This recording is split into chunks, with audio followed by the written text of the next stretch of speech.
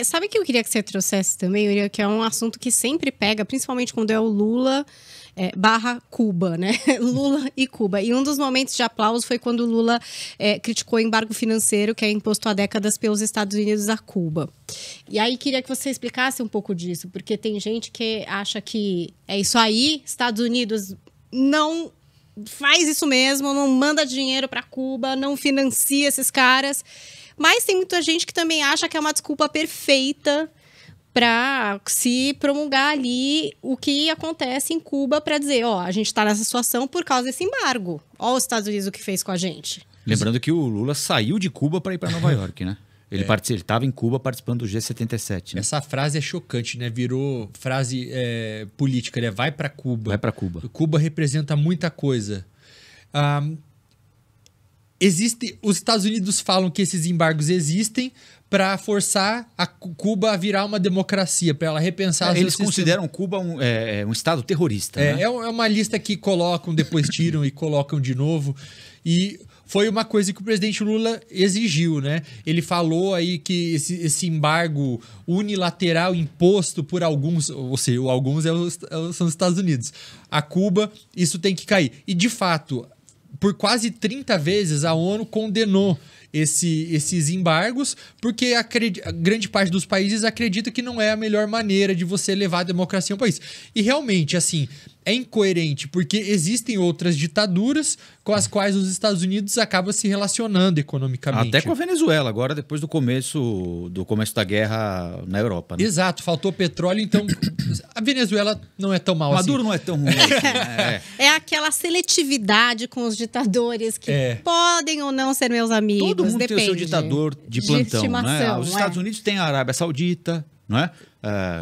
Então, todo mundo tem o seu. Tudo depende de como a banda tá tocando, né? Exato, mas eu só acho inconsistente da parte do presidente Lula, e eu não sou essa pessoa também que fica sempre querendo procurar uma crítica para falar mal, para ganhar like, não é nada disso assim, mas eu acho que quando a gente expõe, é a maneira da gente ajudar a moldar a opinião das pessoas para elas começarem a prestar atenção e a gente conseguir, de fato, mudar a política. Então, isso eu vejo como importante. Mas o presidente Lula fala disso, mas, ao mesmo tempo, ele vem falar criticar a prisão do Julian Assange, né, que foi preso por vazar informações sigilosas do governo norte-americano.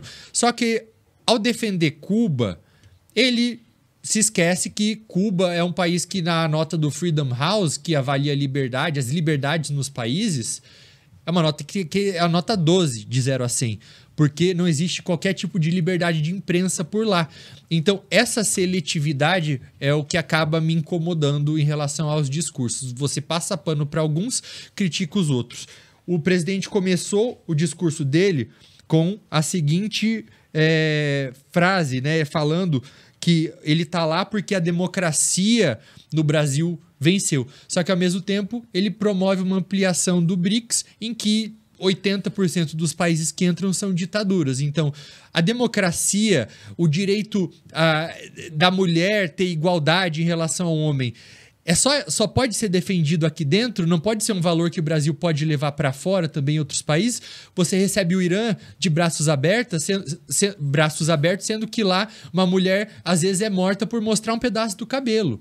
Então, vamos usar desses valores de maneira real, não só para fazer... Alegórico, né? Não é para mostrar virtude que tem que ser usado. Vamos usar isso mundo afora também, do mesmo jeito que a gente tem usado o combate às mudanças climáticas. Vamos abraçar isso tudo e absorver. Agora, amanhã, além do Zelensky, ele se encontra com o Biden, né? E é um encontro, a gente até estava conversando sobre isso aqui ontem com o Spiegel, nosso correspondente lá nos Estados Unidos.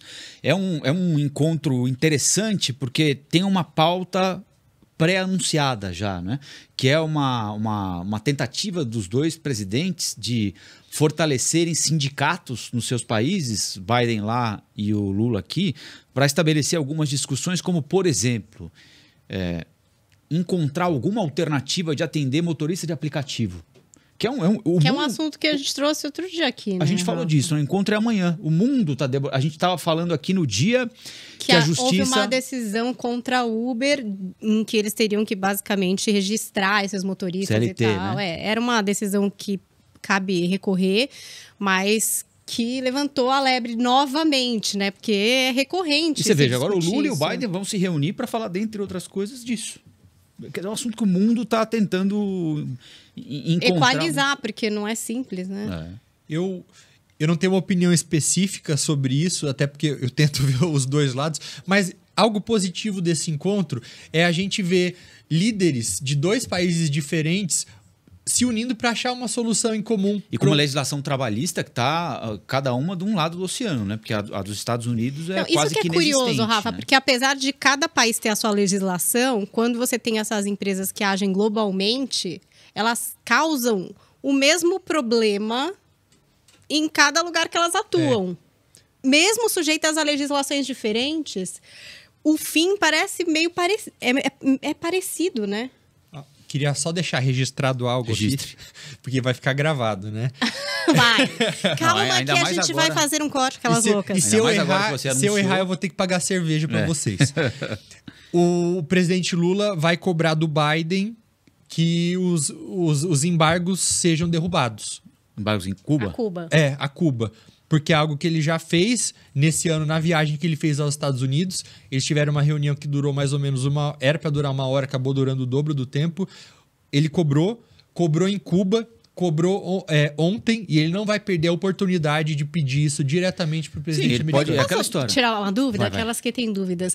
Mas como é que o Biden se comporta em relação a isso? Porque o Biden está indo daqui a pouco para uma eleição, já está vendendo até caneca, né? Já está levantando fundos e tal.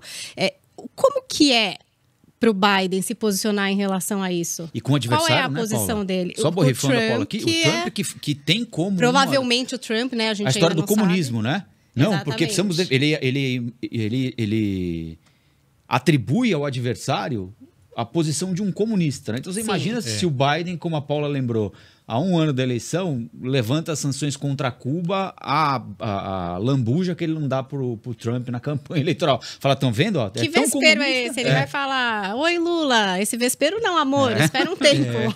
É muito complicado para ele porque existem os estados que são os swing states nas eleições, que às vezes votam republicano, às vezes votam democratas, e a Flórida é um país que... É um estado que tem uma minoria ali... quase um país.